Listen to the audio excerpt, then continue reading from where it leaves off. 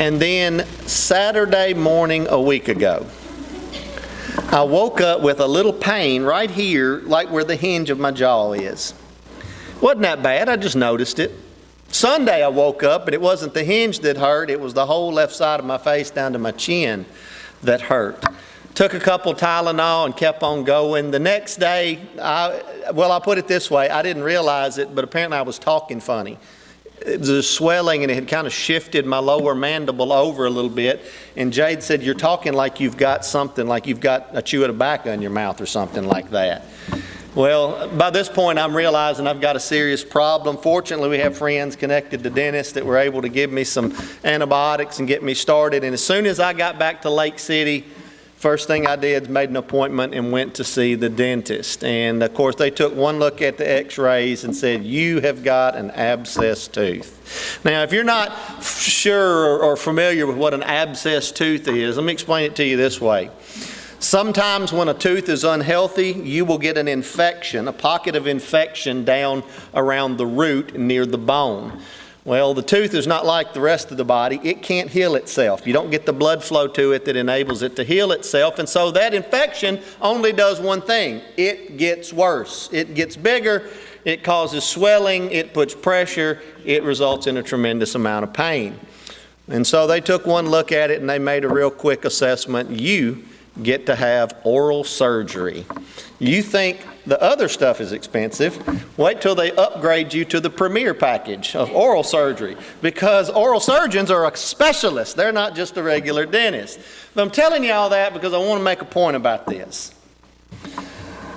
If I had a long time ago, and I mean probably a decade or more ago, because this tooth has been messed up for a while, and it didn't just break. It broke because it had a cavity that didn't get attention, and a cavity that spread and led to decay and resulted in the tooth breaking. If a long time ago I had done what my mama told me to do and take good care of my teeth, brush and floss and all that good stuff that you're supposed to do 3 times a day and after every meal, I wouldn't be having oral surgery in a couple of weeks most likely.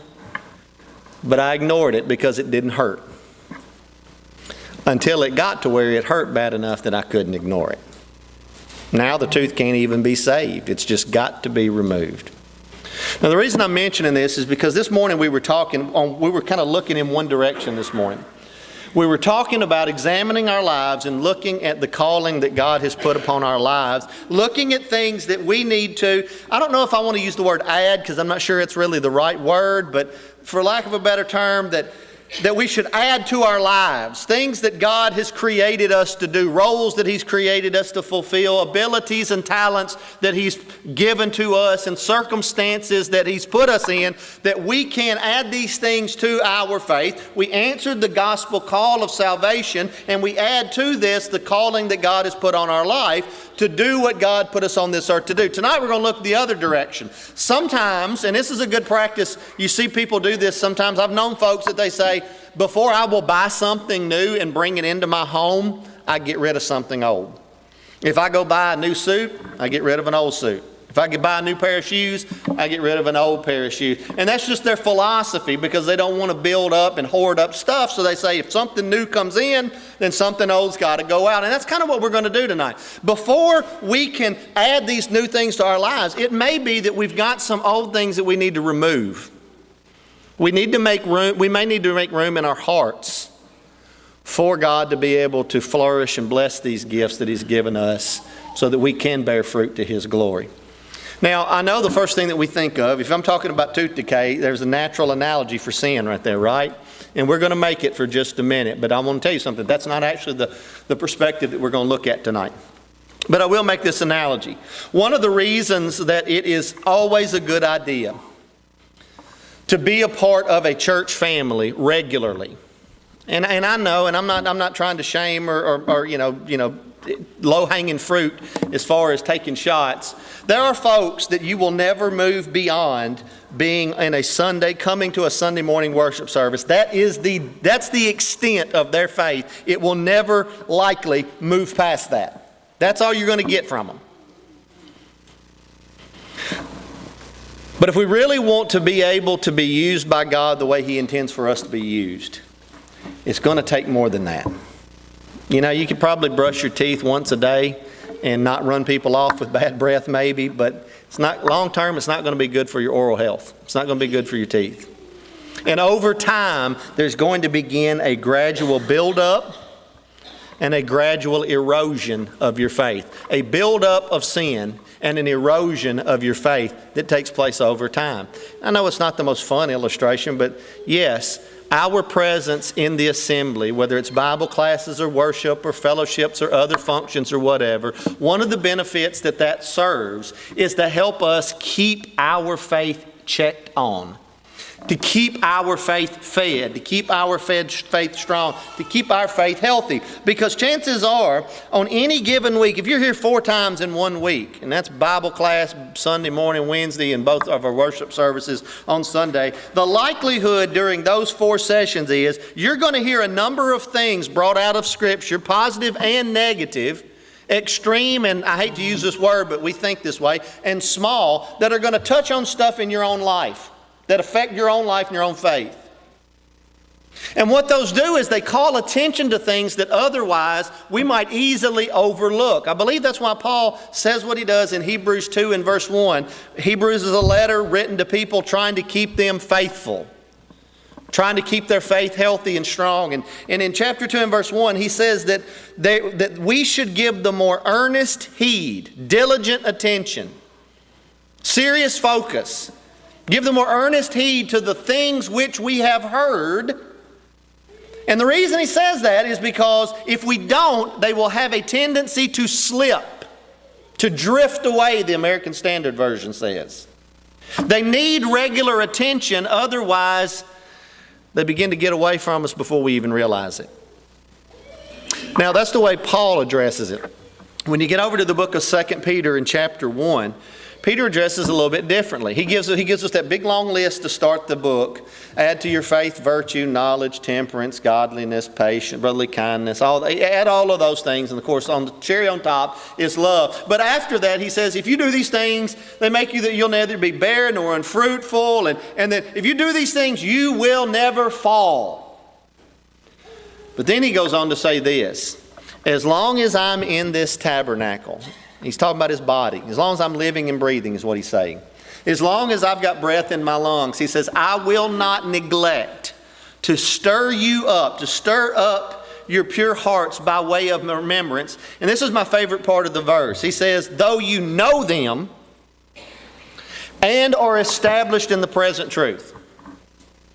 And that's Peter's way of saying, you know everything that I'm saying, and you're doing everything that I'm saying.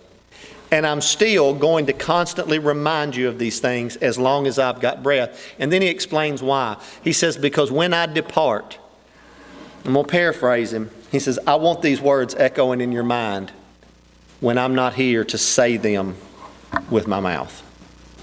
I want it to be so ingrained that you never forget it. Now, in both of those cases, we've got 2 different apostles to 2 different collections of Christians, and they're saying the same things. You know this stuff. It's not new. You do these things. I'm not trying to get you to start doing something you're not doing. What I'm telling you is, if you don't continue to give the same attention that you always have, it's natural that these things are going to begin to slip away from you.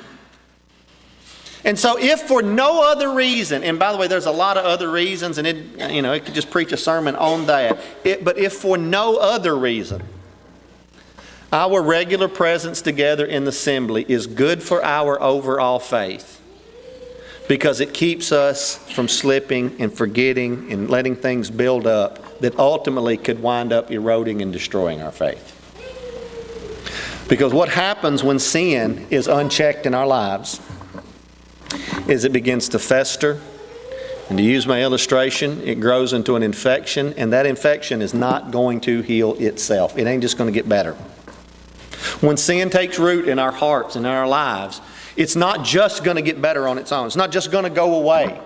Sin by its very nature expands and grows and spreads and consumes as it does. And if it's allowed to go on unchecked, it's going to begin to consume your entire life. And we see this all the time with people. We see where folks have got sin in their lives that is going unchecked and nobody knows it. You can't just necessarily look at somebody and see what's happening in the condition of the heart. In the same way that I looked at myself in the mirror every day for years, but I couldn't see what was going on underneath. But eventually, what is buried in the heart bears fruit in the life. And usually when that happens, there's a lot of pain involved. Sometimes it's pain in the life of just that person when they reap what they have sown. Sometimes there's pain in the lives of the people who are the closest to them, their family members, those that love them the most. Sometimes there is pain that spreads out to their church family as well, all the people who know them and care about them. And oftentimes we only take action when there's pain, just like a dentist. You only go when it hurts because you think, you know what's going to hurt worse? What's going to hurt worse is well, I'll tell you what really hurts the worst at the dentist. It's not the dentist, it's the secretary. That's the one that hurts you because she's the one that gives you the number, okay? And she doesn't use Novocaine when she does that. The doctor at least does that. But we don't go because we know it's going to hurt.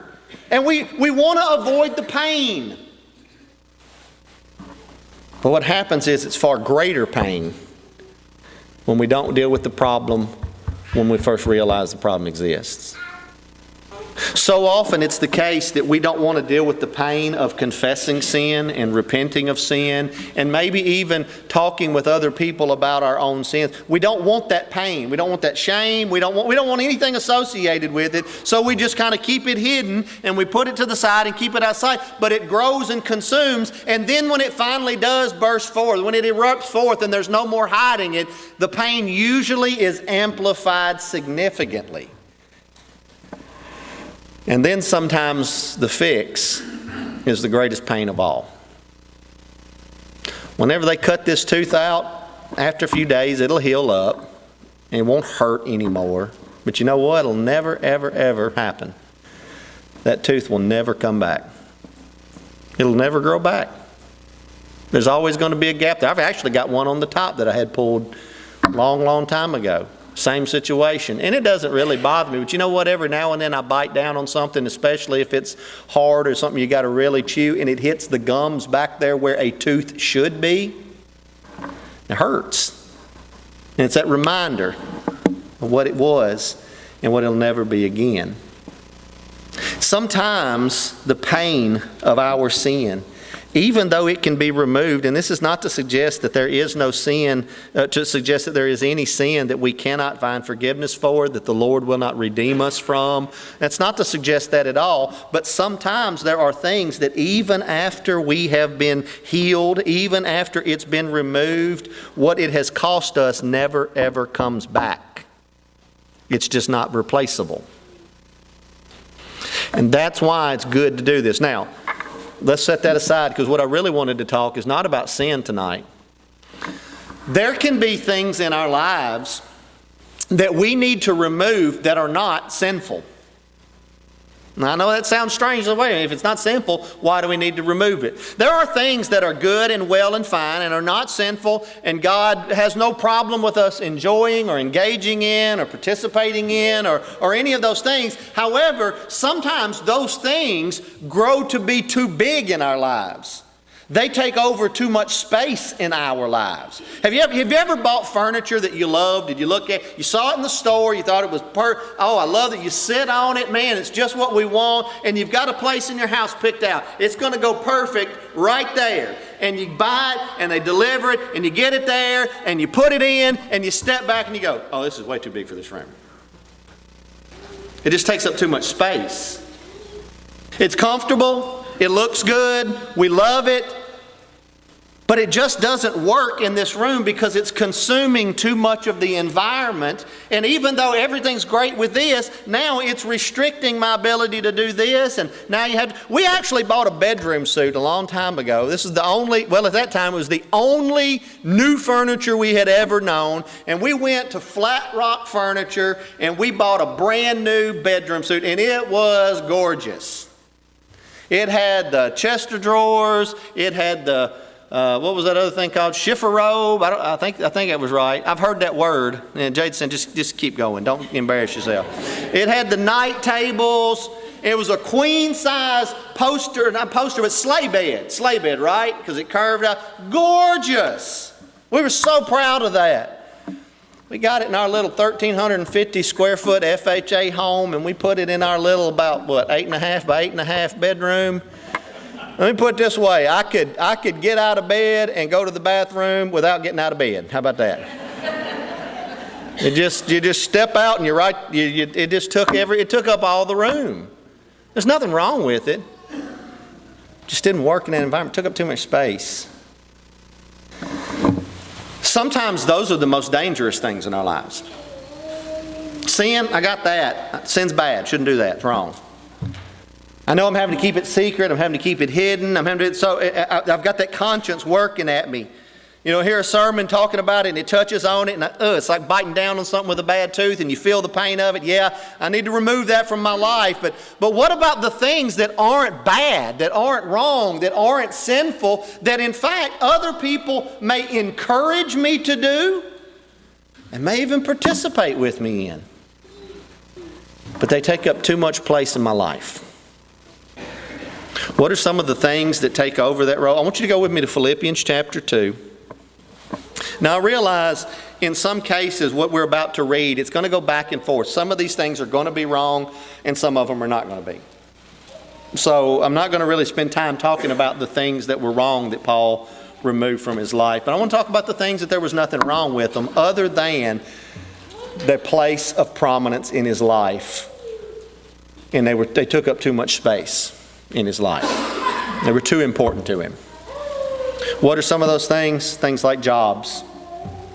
Jobs are not bad. Jobs are necessities. In fact, the Lord encourages us to work. It's a biblical principle that we should work to feed ourselves, to provide for our own, and then also to contribute to those who are unable to. Working is good for us. But our jobs can become too important to us. I'll tell you one of the first lessons I had to learn as a young preacher, and this is a really tricky thing when your job and your faith are kind of the same thing in a lot of ways. Sometimes your job as a preacher can take up too much space in your life and crowd out other things that are equally as important and necessary, like your family. That happens to a lot of preachers. I have asked a bunch of, when I was in Tennessee, we had a radio program, and we had a lot of preachers that would pass through, older preachers, well-known preachers, and whenever they would come through, I had a practice. I'd get them in there and I'd interview them on our radio program. And after we would get off the air and sitting there talking, I would always ask them a series of questions. And one of the questions I would always ask them is this: look, I'm a young preacher. I'm like 24 or 5 years old. You're 60, 70, 80. What would you say to me that you wish somebody had said to you? And almost without fail, they would say, don't put the church before your family. One of the men who said that to me lost his family because of his job, because it was too big, took up too much space in his life. And he didn't give enough place for his family, and he lost his family. It's not a bad thing. But it can take up too much space and become what about recreation, entertainment? Those are wonderful things. I would hate to think of a life where there is no recreation or entertainment. Right before I was coming, I was watching a football game. But you know what? The football game wasn't over and it got time to leave. What did I do? See, I love sports. But I've left many a ball game, some that I've played in, some that I've paid to go watch, some I've just been watching on television because there came a time that something that takes up a bigger place in my life, I had to make a choice. There's nothing wrong with recreation and entertainment, but sometimes recreation and entertainment can take up too much room in our lives. A new thing for us as far as this present generation that previous generations didn't deal with, technology. Technology can consume too much of I'm very grateful for technology. I have almost eliminated my physical library because literally I can have almost the entirety of my library on my phone if I want it. Now I don't because it's too small to read, but I use my iPad. I have a library on my iPad. Wherever I go, I've got it. I can pull it up at any time. Technology is wonderful. I'm thankful for technology, but it can consume too much space in our lives, even though it's a good thing. Now, what consumed Paul? Philippians 3, verse number 4. He's talking about there are Judaizers. Judaizers were Jewish Christians who were trying to make Gentiles become Jews before they became Christians. It's okay to be a Christian, but you got to be a Jew also. You got to be circumcised if you're a male. You got to keep the Sabbath day. You got to observe the Jewish dietary restrictions. And they were trying to get Gentiles to do that. And Paul says, no, absolutely not. That's a perverted gospel, he says in the book of Galatians. And he said it's damnable. But in Philippi, he's dealing with a different problem. He's dealing with those who are criticizing him. Because remember, Paul's writing this from jail. Now, I don't know what it was like in the first century to go to jail, but I bet it's a lot like what it is in the 21st century. It's never a good thing. And when people hear, hey, you've done time, you've got a record, whether people want to or not, immediately there are thoughts that fill their head, and they make character judgments on the type of person that you are. And I guarantee you the same thing was happening to Paul. If Paul really is such this great disciple of Jesus, an apostle of the Lord that he's talking to and sending, would he be in jail? I mean, really, is that how the Lord works? Is the Lord uses people and puts them in jail? And that, I have a feeling there were a lot of people that were using that to slander Paul and denigrate him and then elevate themselves because of their pedigrees. And so that's what Paul's addressing in chapter 3 of this letter. He says, okay, if you want to play the game of putting my pedigree beside your pedigree, let's look at mine. Here's his. Verse 4, though I might also have confidence in the flesh, if any other man thinks that he has whereof that he might trust in the flesh. In other words, here's my pedigree. Here's my resume. Look how good it is. Paul says, you want to do that? Here's mine. I have more reason. It's like a guy who's got an associate degree from a community college comparing himself to a PhD professor at Harvard University. That's Paul. And so he says, I was circumcised the 8th day of the stock of Israel. Of the tribe of Benjamin, I was a Hebrew of the Hebrews. Did any of you win, wherever, I don't know where you went to. I went to Giles County High School, GCHS, and every year they gave away an award, Mr. GCHS. Anybody win your Mr. or Mrs. at your school? Maybe you won one of the superlatives. We also gave away a thing that said, most likely to succeed.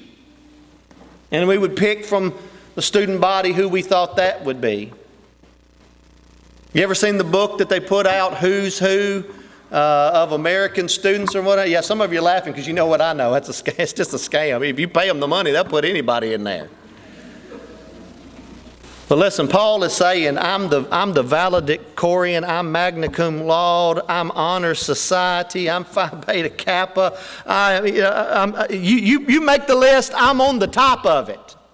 I am a Hebrew of the Hebrews. Have you ever heard the expression that Jesus used earlier? I think it was with Nathaniel, and he said, this is an Israelite indeed. That was his way of saying, look, if you want to see what God intended for an Israelite to be, that man, that's it. That's what Paul is saying about himself when he says, I'm a Hebrew of the Hebrews. Now understand, Paul's not bragging. That's not his point. In fact, he's going to say, I don't even want to have this conversation, but you drug me into it. As touching the law of Pharisees, we know that the Pharisees were the most dedicated. I know we think of them as bad guys because they did some bad things in the New Testament, but look, the Pharisees were not the bad guys in the first century. They were the most esteemed religious people. They were the ones that everybody thought, they're way better than me. They're the ones that are up here and I'm way down here. Concerning zeal, you want to know about my zeal? He said, I persecuted the church. Now granted, that was wrong. That was sinful, and he later learned and repented of that. But at the time, he believed that he was doing God's will. And later he's going to tell Timothy, when he's standing before, I believe it's Agrippa, he's going to say that I have lived in good conscience up to this very day. What I was doing at that time, I sincerely believed it's what God wanted me to do. And I did it to the best of my ability. Touching the righteousness which is in the law, blameless. It doesn't mean he's sinless. That's not what he means there. But Paul says, look, you want to talk about keeping the law? I kept the law. And by the way, aren't all those things good? Zeal, good. Strict religious devotion, good. Being an obedient as you possibly can to the teachings and commandments of God. Those are all good things, right? But listen to what Paul says. But those things that were gained to me, I counted loss for Christ. Yea, doubtless, and I count all things but loss for the excellency of the knowledge of Jesus Christ my Lord, for whom I have suffered the loss of all things, and do count them but dung, that I may win Christ and be found in Him, not having my own righteousness, which is of the law, but that which is through the faith of Christ, the righteousness which is of God by faith, so that I may know Him, and the power of His resurrection, and the fellowship of His suffering, being made conformable unto His death, if by any means I might attain unto the resurrection of the dead. Not as though I had already attained, either were already perfect, but I follow after, if that I may apprehend that which also I am apprehended of Jesus Christ. Brethren, I don't count myself to have apprehended, but this one thing I do, I forget those things which are behind, and I reach forth unto those things which are before. I press toward the mark for the prize of the high calling of God in Christ Jesus.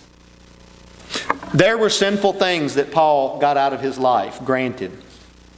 But there were also other things that in and of themselves were not bad. They were good things. In fact, at a time, they were the righteous things. But Paul understood that he had reached a place in his life where some of his earthly glory was actually crowding out the glory of the Lord. You know, when Paul became a Christian, historians say that if you take all the text about Saul of Tarsus, the implication that you get is that he was probably just waiting for somebody to die for him to be appointed to the Sanhedrin. I mean, the top of the top amongst the Israelites. Kind of along the lines of what we would think of as a Supreme Court justice, but not exactly. He was at the top of his game, and he walked away from all of it. Why? Because he realized that the only thing that truly matters, the thing that needs to fill and consume his life, is Jesus. It's Jesus. Those other things weren't wrong. Those other pursuits weren't bad. But when he realized that those things were perhaps crowding out what God had called him to, which was a relationship with Him through Jesus, there was no choice. It wasn't even a discussion. Paul said, as far as I was concerned, that stuff could be flushed down the commode. That's how I feel about all those things. And so here's what I want to leave us with and challenge us with tonight. This morning I encouraged you to look for the opportunities to ascend to, fulfill, live out, identify, and perform the calling that God has on your life. But tonight I ask us to look in the other direction and say, okay, is there something that is holding me back from being able to do that? Is it the case that I can't fulfill this role that God has for me in my life because I'm too busy with this thing over here? That again, it might be all well and good and fine, but it's too important. It's taking up too much of my time, my energy, my money, my whatever. And then it becomes a matter of what do we value the most. I'm not trying to make you feel guilty if you got hobbies or whatever. I'm not saying, don't miss the point tonight. The point is for us to take what we know that God wants for our lives and what our lives currently look like and put them in the scales and then weigh them and see, is this thing too weighty? Does it take up too much of my life? Do I need to dial it back? Do I need to restrict it? Maybe you decide you have to abandon it. You know, sometimes people sometimes people can scale back on things that have become too important and still participate just in a smaller scale. Other people can't do that. Other people, I'm all or nothing. If I do it at all, I'm not going to do it halfway. I'm going to be all in. So they have to, get rid of it from their lives completely. I'm not here to tell you which that is for you because I don't know. But what I am here to do is ask you to take an honest assessment of your life right now and ask the question, is there something that I know in my life right now is taking up too much space and it's crowding out my faith and there's not room for it to grow? That's not necessarily something you need to come before the church for. Maybe it is. Maybe you feel like that's the only way you're going to be able to do that. And that's fine. That's great. Maybe it's just something you go, you know what, I just need to work on that, me and the Lord. And that's fine and great too. Either way, whatever you think about tonight, whatever you recognize, take some action. Don't take this. The worst thing we can do is just take no action. I hope you remember the oral surgery. That's what happens when you take no action. God's plan A, by the way, is humility. That's plan A. You know what God's plan B is? Humiliation. God always wants us to humble ourselves and He'll lift us up. But when we don't do that, God will bring us low for the purpose of humbling us so that He can lift us up. But His plan is always for us to do it ourselves. Is there something we need to do tonight? Is there someone that needs to make the commitment to fill their heart and life with Jesus tonight? Not just having a piece of Him in your life, but letting Him consume you and demonstrating that by being immersed in water so that He can add you to His family. If we can help you, we'll sing this song together. Just come forward while we stand and while we sing it.